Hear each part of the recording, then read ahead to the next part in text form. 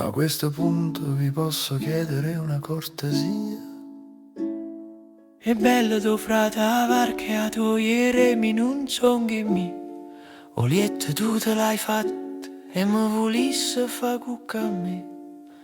Vire un poco a dove l'hai attaccato sto ciuccio, che e paglie già ne tengo poca. Sì, ma se lei mi desse una mano. Guaglio, si trasude e sì che te stai mettendo chiatta. E tu dalle te pensazzo che ciuccia te vende cavallo. E stamattina che te tengo ne cielo a verena, terra cammina. E tu vai trovando a Crista in de lupine, fammi sta quieta. Asino piglia una mazza e te faccio rogne, rogne. Sì, ma io non volevo. E ancora dai fastidio.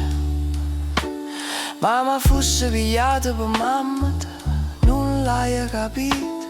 A me non mi passa manco po' cazzo. E t'ha ritte una e due e tre volte, ma che tiene a capo e l'ignamma.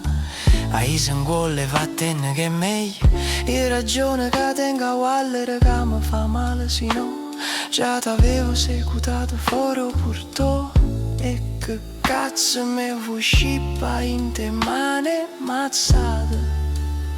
Ma io volevo solo Maro! Ma nessuno so chiama a chist. Ma hai fatto un tusso che sto morso e pane. Te ne hai! Poi spassa niente. Si pegge una secca cavallina. Va bene una tombrate.